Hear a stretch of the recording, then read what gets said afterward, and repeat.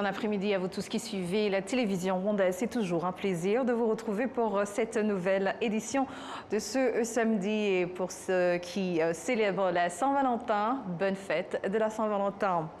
Et voilà, commençons par le Premier ministre, le docteur Justin Nsengiyumva, qui a représenté ce samedi le président Paul Kagame au 39e sommet ordinaire des chefs d'État et de gouvernement de l'Union africaine.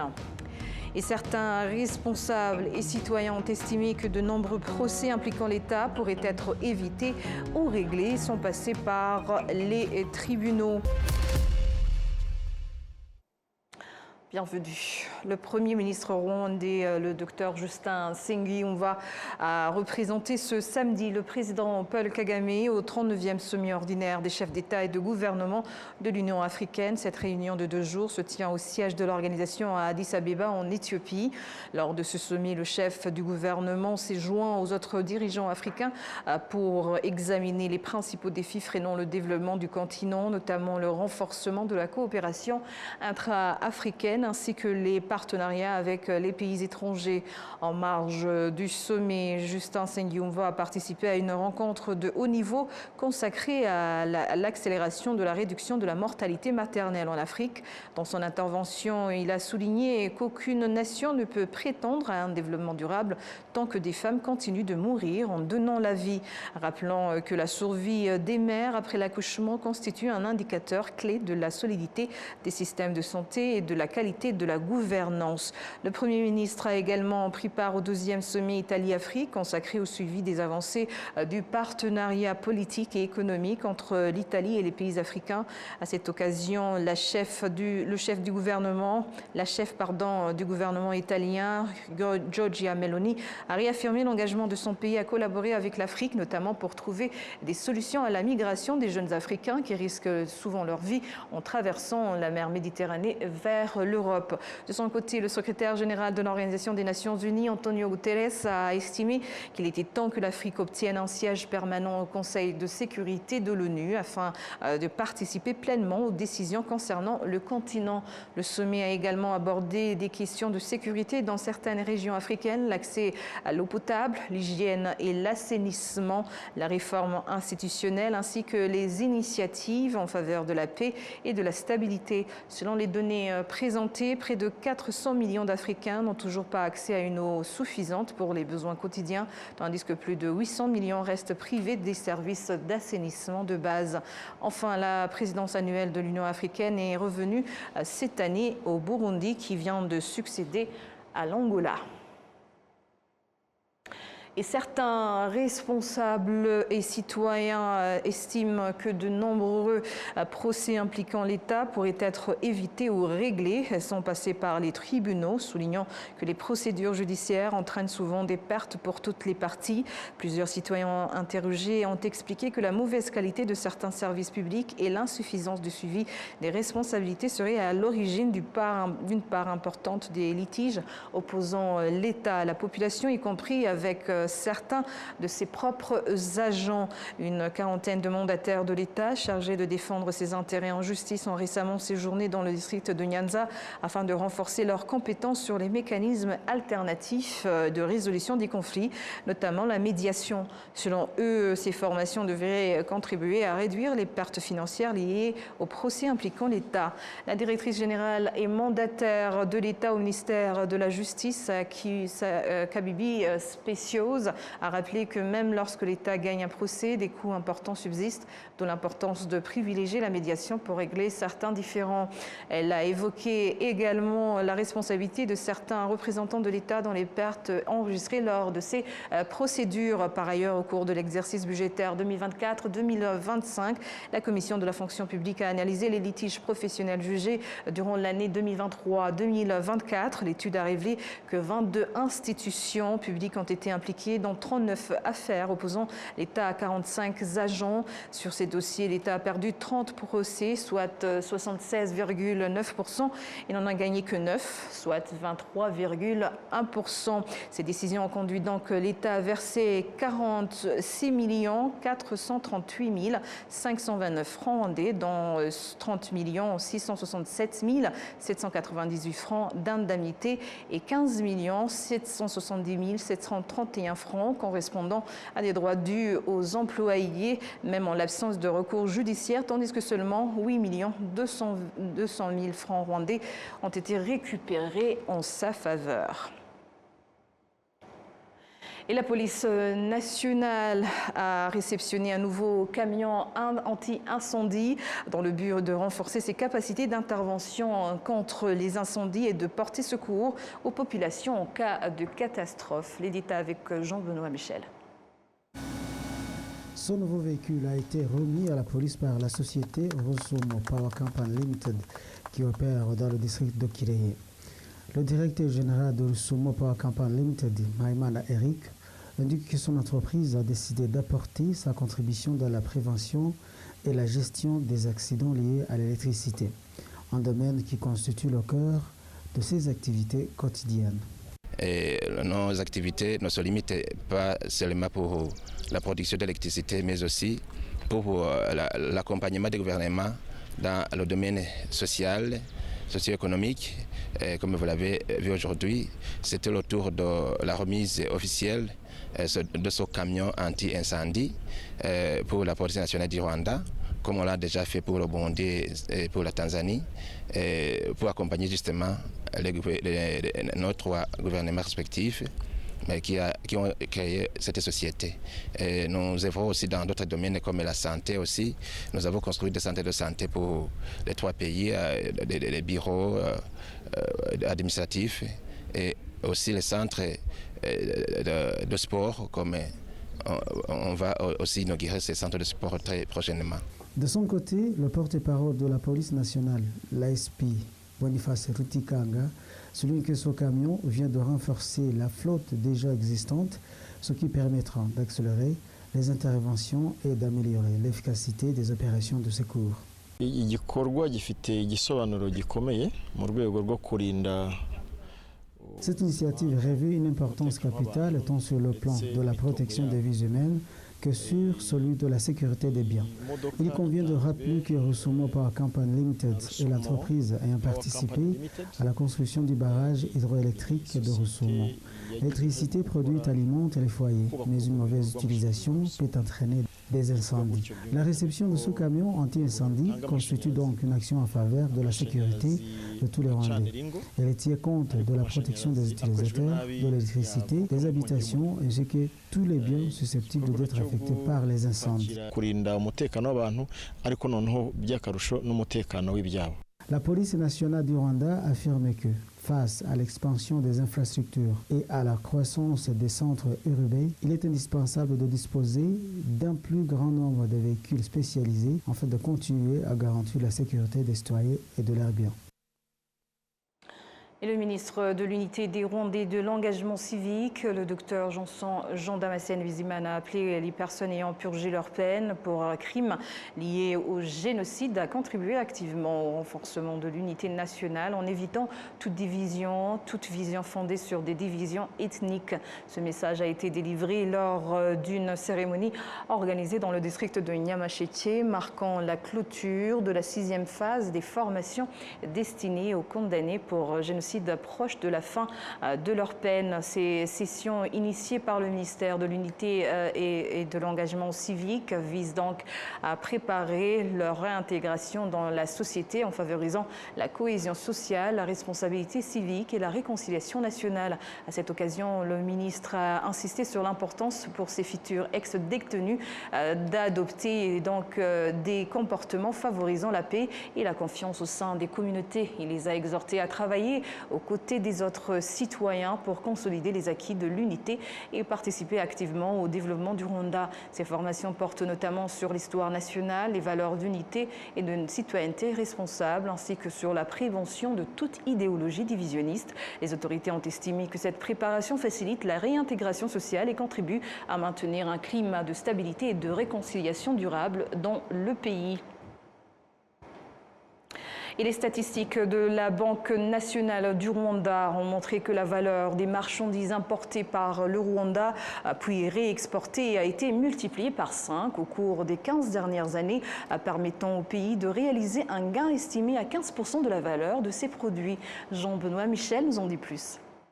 Les produits pétroliers, notamment le gazoil, l'essence et benzine, figurent en tête de marchandises que le Rwanda importe avant de les réexporter vers d'autres pays. Sur une période de 5 ans, de 2020 à 2025, le Rwanda a exporté plus d'1 milliard de litres de gazoil, d'essence et de carburant aviation, benzine, généra de recettes de plus de 1000 milliards de francs rwandais. Le directeur général de l'Association des importateurs et distributeurs des produits pétroliers, Joseph Akumunu, indique que les investissements dans les infrastructures de stockage des produits pétroliers ont fortement augmenté en raison de la position géographique stratégique du Rwanda dans la région.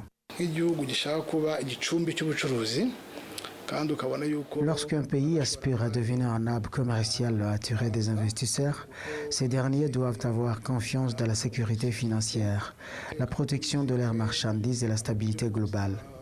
Les investisseurs viennent dans un pays pour saisir ces opportunités. Par exemple, une personne souhaitant construire des dépôts pétroliers au niveau régional n'hésiterait pas à choisir le Rwanda en raison de la sécurité et du cadre juridique qui protège les investissements. Outre les produits pétroliers et d'autres marchandises importées sont également transformées ou reconditionnés avant d'être réexportés vers le marché de pays voisins.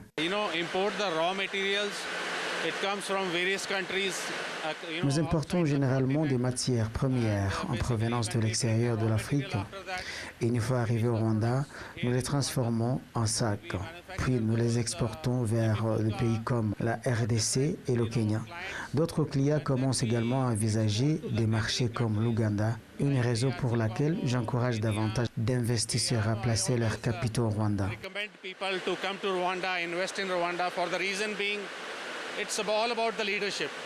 Le ministre du Commerce et de l'Industrie, Prudence Sebahizi, confirme que le volume de marchandises importées puis réexportées par le Rwanda vers des marchés régionaux a connu une forte augmentation.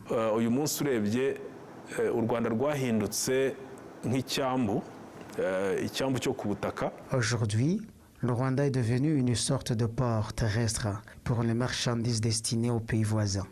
Les chiffres fournis par la BNR indiquent qu'au cours des 15 dernières années, les exportations de marchandises importées puis réexportées ont été multipliées par plus de 5. Cela représente une croissance significative et les études montrent que les opérateurs économiques réalisent des bénéfices supérieurs à 15% grâce à ce circuit de réexportation passant par le Rwanda. Toutefois, au troisième trimestre 2025, la part des marchandises importées puis réexportées a diminué pour s'établir à 5,91% contre 8,9% au troisième trimestre de 2024.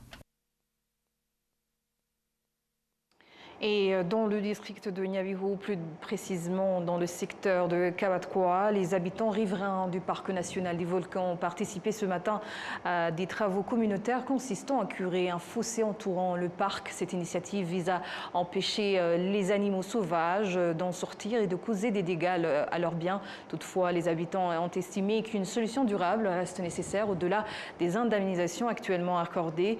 La directrice générale par intérim du Special Guarantee Fund, Florence Nebakoulé, a indiqué que les actions de prévention contre la sortie des animaux du parc, en particulier celui des volcans, débuteront à plus grande échelle dès le mois prochain, en commençant par ce secteur de Kabatkoa. Selon les données au cours des deux derniers trimestres de l'année budgétaire en cours, 3575 dossiers liés aux dégâts causés par la faune ont été enregistrés dans les 12 secteurs bordant le parc.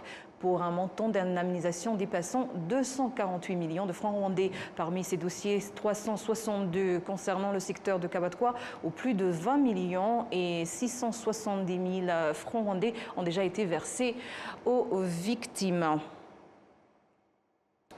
Et la deuxième journée de la deuxième édition du Dialogue national Mushikiwabo a été marquée par des échanges mettant en lumière l'image du Rwanda sur la scène internationale. Jean-Benoît Michel nous en dit plus. L'ambassadeur Olivier Jean-Patrick Nduhungirehe a indiqué que des relations entre le Rwanda et les autres pays se portent bien et continuent de progresser. Il l'a déclaré ce vendredi lors de son intervention au cours de la deuxième journée du Dialogue national Mushikiwabo.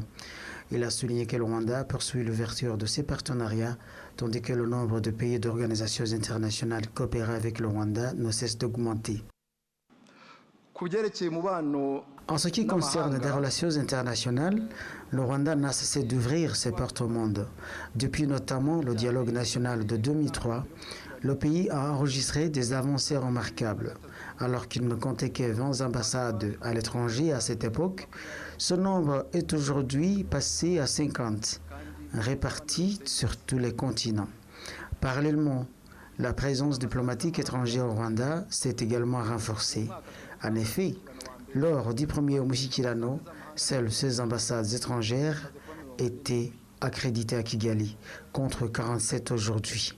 À cela s'ajoute l'installation de 22 organisations internationales qui ont décidé d'établir leur siège au Rwanda, prévu de la confiance croissante accordée au pays. Outre les relations bilatérales avec les États, le Rwanda entretient également des partenariats solides avec les organisations internationales. Le pays joue un rôle actif au sein de Commonwealth ainsi qu'au sein de l'Organisation internationale de la francophonie, dirigée par une Rwandaise, Madame Louise Mushikiwabo, qui brigue un nouveau mandat et dont la candidature mérite le soutien de tous.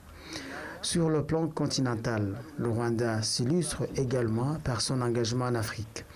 Il a accueilli un sommet de l'Union africaine et son Excellence le Président de la République, Paul Kagame, a été sollicité pour présider le comité chargé de la réforme de cette organisation. Tous ces éléments témoignent de la solidité et de la vitalité des relations du Rwanda avec la communauté internationale, relations que le pays attend renforcer et développer davantage. Abordant la question de la sécurité régionale, le ministre des Affaires étrangères, l'ambassadeur Olivier Jean-Patrick Nduhungirehe, a affirmé que la situation sécuritaire demeure préoccupante en raison du manque de volonté du gouvernement congolais à résoudre les problèmes qu'il rencontre avec sa propre population, préférant en rejeter la responsabilité sur le Rwanda. Cependant, certains défis persistent dans le domaine diplomatique, notamment le manque de transparence de certains acteurs, y compris parmi des partenaires étrangers, malgré une connaissance claire de la réalité des faits. S'agissant du conflit qui dure depuis plus de 4 ans et demi, Son Excellence le Président de la République a récemment réaffirmé qu'il n'a pas pour origine le Rwanda. Depuis son déclenchement, des initiatives régionales ont été engagées pour tenter de résoudre la crise, notamment les pourparlers de Nairobi visant à trouver une solution politique au conflit opposant le gouvernement de la RDC aux groupes armés. Toutefois, ces discussions ont été interrompues par le président de la RDC, qui unilatéralement exclut le mouvement AFC-M23 des négociations, sans consulter les autres chefs d'État de la communauté de l'Afrique de l'Est, pourtant initiateurs de ce processus. Par ailleurs, bien que la force régionale de l'EAC ait été déployée et qu'un cessez-le-feu ait été respecté, conduisant même l'AFC-M23 à restituer en 2023 près de 80% de zones qu'il contrôlait. Le président de la RDC a décidé seul de mettre fin à la mission de l'EAC et de faire appel aux forces de la SADC, c'est ainsi la fin définitive du processus de Nairobi.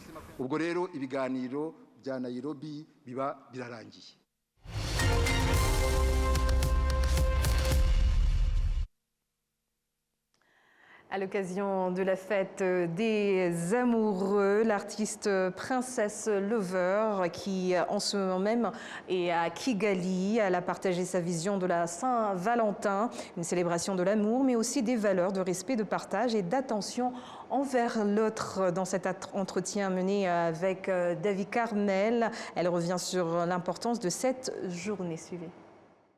C'est vrai que pour la Saint-Valentin, on était un petit peu dans l'obligation de zouker, de chanter le zouk à Kigali. Donc à Movenpick, ça va être ça en fait, la soirée des amoureux, une soirée remplie d'amour, une explosion d'amour.